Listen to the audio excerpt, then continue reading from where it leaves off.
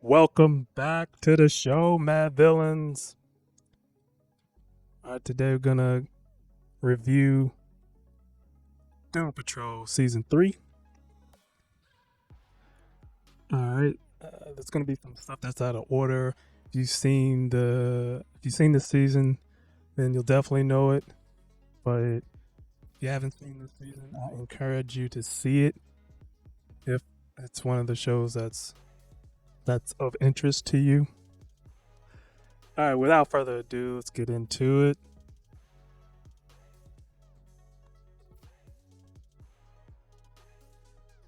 So, so season 3 or Doom Patrol, I've loved this show. It's really zany. It's really way out there, but it does have it does show the human condition very well, even for a show that's just so out of control, or it seems out of control. Things get out of control. This season is no different. All right, so let's these dead boy detectives right here. They show up kind of early in the season, and they actually forget why they're there, but I know they interact with Larry a lot, Larry Tanner, and Negative Man, and he kind of they help each other out in the season. And they also have their interpreter to the right there. It's kind of like a medium, right? And I did a little bit of research on the Dead Boy Detectives. I haven't, like, before seeing them in Doom Patrol Season 3. I haven't seen them before, but it seems like they are from the Sandman series. Neil Gaiman. And so they will probably see them show up in another show. I know they're doing the Sandman show on Netflix, but I don't think it'll be connected to this show to be a completely different universe. We'll see. All right, another two characters that were in the season. This season was the Garga Wax and his assistant, played by Stephen Murphy and Billy Boyd. I wasn't familiar with Stephen Murphy, but I know Billy Boyd was from Lord of the Rings. He played Pip in Lord of the Rings. And they're sent initially. It seems like they're sent to eliminate Elastigirl, but they're actually sent to eliminate this woman, Madame Rouge, played by Michelle Gomez, a Scottish actor, I believe. I actually love her accent. It's like, I don't know. I like Irish and Scottish accents are kind of my favorite accents. Anyway, she plays Madame Rouge in this, and apparently, I think she may have been in a Harry Potter, one of the Harry Potter movies, at least one of them. I'm not sure. I didn't make it all the way through the movie. Apparently, she plays pretty much the same character, no matter what movie she's in, at least of recent years. But we'll move on. But yeah, Madame Rouge, and she traveled through time in this time machine. It drills in the ground and drills out. And I think the only other person that we see use this time machine is Elastigirl, right? And Elastigirl and Madame Rouge knew each other back in the early 20th century. And we see that there's a conflict between the two during the season. Now, one thing about this time machine is when you're in this time machine, you lose you lose your memory at least your recent memory is gone. So once you figure that out, you have to like leave some notes on you to kind of jog your memory on who people are and what you've done. And this is another character in the show this season. This is Fog, and Fog was played by Wynn Everett. I wasn't familiar with her, but I like her hairdo. The silver hair. It's kind of cool. I think she's blonde in real life, right? But the character is Fog, and she can actually manifest. And I won't say manifest, but she can show up as Fog and then change into human form. She's part of the Sisterhood of Dada. And then we have technical difficulties.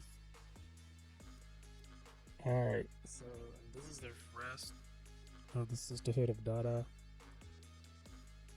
From left to right, we have these are the actors.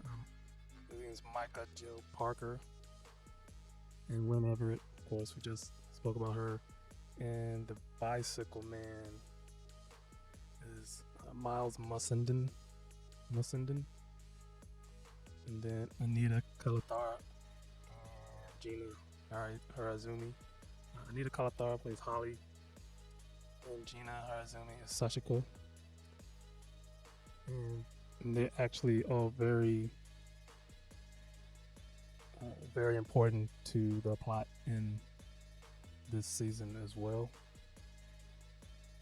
Not real big characters, but still important. And also in this season we have Brain and Mala. His name, what they call him? I forgot to call them, but it's like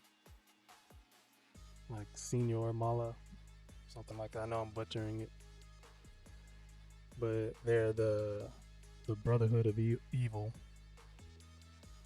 and Madame Rouge actually trying to get into the Brotherhood of Evil, and that's why she's doing these evil things. Monsieur Mala. But yeah, they're important to the plot as well this season. They're the big bads of the season. And the Brain, has to go around in his robot body. And another very important to this season was Cyborg. He